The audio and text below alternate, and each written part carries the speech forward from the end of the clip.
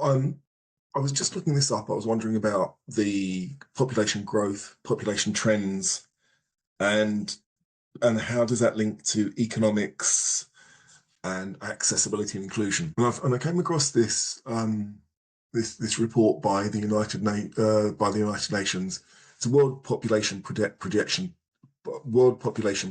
to reach 9.6 billion by 2050 and 11.2 billion by 2100. Here's the thing, and where does it fit in with accessibility and the economics behind it?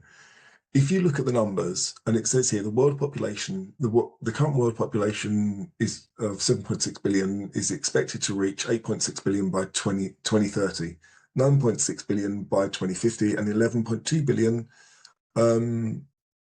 by to the year 2100. According to a United Nations report published in 2017, so it's a while ago, with roughly 83 million people being added to the world's population every year. Now, albeit this is old, but this is still really concerning. It talks about it's expected that half of the world's population will be concentrated around 9 countries: India, Nigeria, the Democratic Republic of Congo, Pakistan, Ethiopia, the United Republic of Tanzania, and the United States of America, Uganda, and Indonesia. It's brilliant in some ways that the populations are growing, and there is a big but, that with all of these populations growing, that means these populations in latter years are going to have aging populations, and that's going to impact them on accessibility, inclusion, and the economics.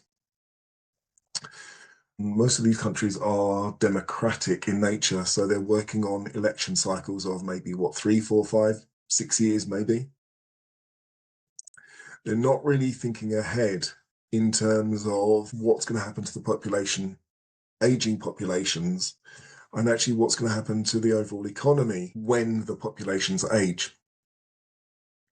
Because actually, if you look at, for instance, India, which is a relatively young population, once it reaches its peak and people start aging, and then you don't have that replacement, you're going to have more and more people with accessibility and disability issues, which means the younger population simply might not be able to support the older population.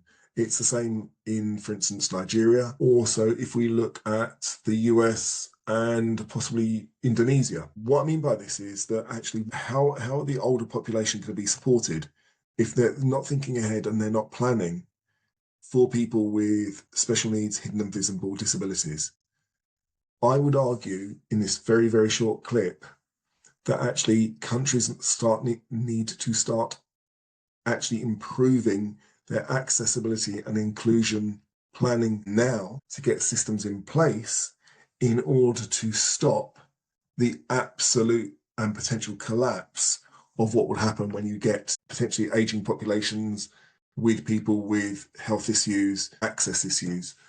Also, if you look here, it says the concentration of global growth in the poorest countries presents a considerable challenge to governments in implementing the 2030 agenda of the UN Sustainable Development Goals, which seeks to end poverty, hunger, expand and update health and education system, achieve gender equality, women's empowerment, and reduce inequality and ensure no one's left behind.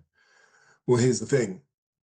If you look at the whole accessibility, disability thing, it impacts women the most, it impacts the older population the most, and it also impacts people with special needs and hidden disabilities the most.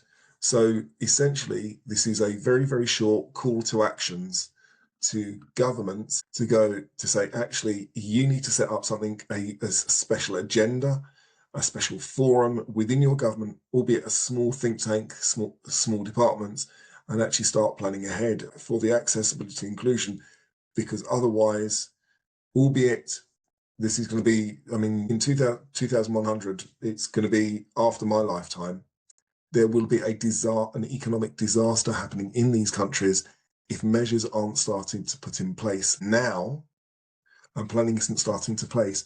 Otherwise, essentially, it's going to lead to basically economic disaster, poverty, and a lot of social inequality, and it'll basically be a drain on people's economies. Start planning ahead now. Think ahead. Start putting the systems in place. The world will be a better place. Your countries will be a lot stronger, and there will be a legacy for the people that are putting this in place.